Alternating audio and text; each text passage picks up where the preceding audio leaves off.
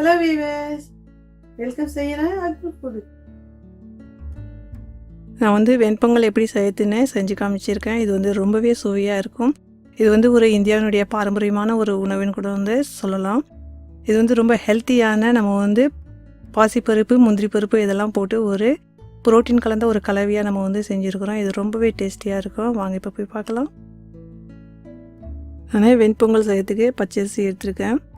1/2 kilo பச்சரிசி, 1/4 kilo பச்சை பயிறு, இது ரெண்டுமே நம்ம வந்து ட்ரை ரோஸ்ட் பண்ணிக்கலாம்.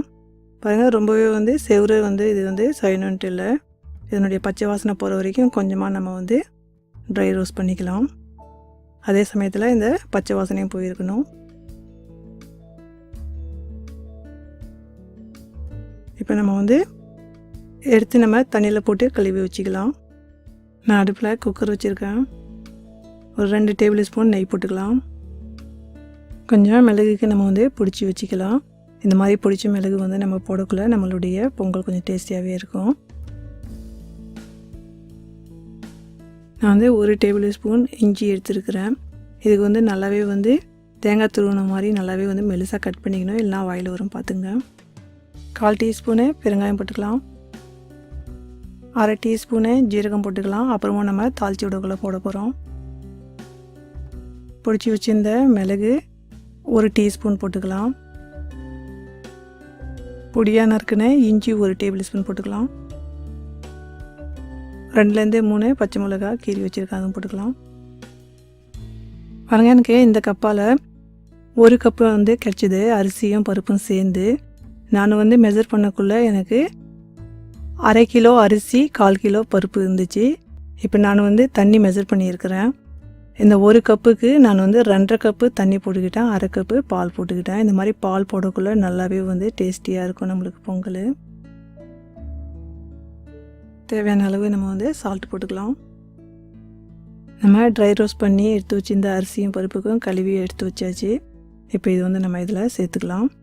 இந்த மாதிரி இந்த அரிசிக்கும் பருப்புக்கும் நம்ம வந்து மிதமான தீயில் குக்கர் மூடி போட்டு ஒரு 4லேருந்து 5 விசில் வச்சு வேக வச்சுக்கலாம். இப்போ பார்க்கலாம் எப்படி வெந்திருக்குன்னு. பாருங்க, நல்லாவே வந்து குழஞ்சி வெந்திருக்கு. இப்படி தான் குழஞ்சி வெந்திருக்கணும். இப்போ இது வச்சுட்டு நம்ம வந்து தாளிக்கலாம். அடுப்பில் பேன் வச்சுருக்கேன். நம்ம வந்து இப்போ பொங்கல் தாளித்து விடுறதுக்கு நெய் வந்து 5லேருந்து 6 டேபிள் ஸ்பூன் போட்டுக்கலாம். நம்ம வந்து நெய்யிலேயே பொங்கல் செய்யக்குள்ளே சாப்பிடக்குள்ளே திகட்டுற மாதிரி இருக்கும். நம்ம வந்து 2 டேபிள் ஸ்பூன் எண்ணெய் போட்டுக்கலாம். உங்களுக்கு எண்ணெய் தேவையில்லைன்னா நீங்கள் வந்து அதுக்கு அவாய்ட் பண்ண முடியும் எண்ணெய்க்கு. ஒரு 4 டேபிள் ஸ்பூன் முந்திரி பருப்பு எடுத்துருக்கிறேன். உங்களுக்கு வந்து எவ்வளோ தேவையோ உங்களது இஷ்டம், நீங்கள் போட முடியும். கொஞ்சம் இது பொண்ணு உருவலாக வறுத்துக்கலாம், ரொம்ப கருக்க விடக்கூடாது. இப்போ தனியாக எடுத்து வச்சுக்கலாம். நம்ம வந்து பிடிச்ச மிளகு போட்டிருந்தோம். இப்போ நம்ம வந்து முழு மிளகு 1 டீஸ்பூன் போட்டுக்கலாம். நம்ம வந்து ஜீரகம் போட்டிருந்தோம் ஒரு 1/2 டீஸ்பூனு. இப்போ வந்து நம்ம வந்து தாளிக்கிறதுக்கு 1 டீஸ்பூன் போட்டுக்கலாம் ஜீரகம். தேவையான அளவு கருவேப்பிலை போட்டுக்கலாம். வறுத்து வச்சிருந்த முந்திரி பருப்புக்கு இதில் சேர்த்துக்கலாம். நம்ம இந்த மாதிரி முந்திரி பருப்பு தனியாக வறுத்து போடக்குள்ளே கருகாது. பாருங்கள், நல்லாவே எல்லாமே தாளிச்சாச்சு. இப்போ இதில் வந்து மிக்ஸ் பண்ணிக்கலாம். பொங்கலில் பார்த்திங்கன்னா நம்ம வந்து வச்ச தண்ணிக்கு நல்லாவே குழஞ்சி வந்திருக்கு. உங்களுக்கு தண்ணி பத்தலைன்னு நினச்சிங்கன்னா இன்னும் கொஞ்சம் தண்ணி சேர்த்துக்குங்க. பாருங்கள், ரொம்பவே வந்து பியூட்டிஃபுல்லாக நம்ம வந்து பால்லாம் போடக்குள்ள ரொம்ப ரிச்சான டேஸ்ட்டில் உங்களுக்கு வந்து ரெடி ஆகிடுச்சு வெண்பொங்கல். பார்க்குறதுக்கே ரொம்ப வந்து வெண்மையாகவும் ருசியாகவும் இருக்குது. டிஷ் அவுட் பண்ணிடலாம். அரிசிக்கும் பருப்புக்கும் நம்ம வந்து ஸ்லைட்டாக ரோஸ்ட் பண்ணி செய்யக்குள்ள இதனுடைய சுவை ரொம்பவே கூடியிருக்கு ஹோட்டல் ஸ்டைலில்.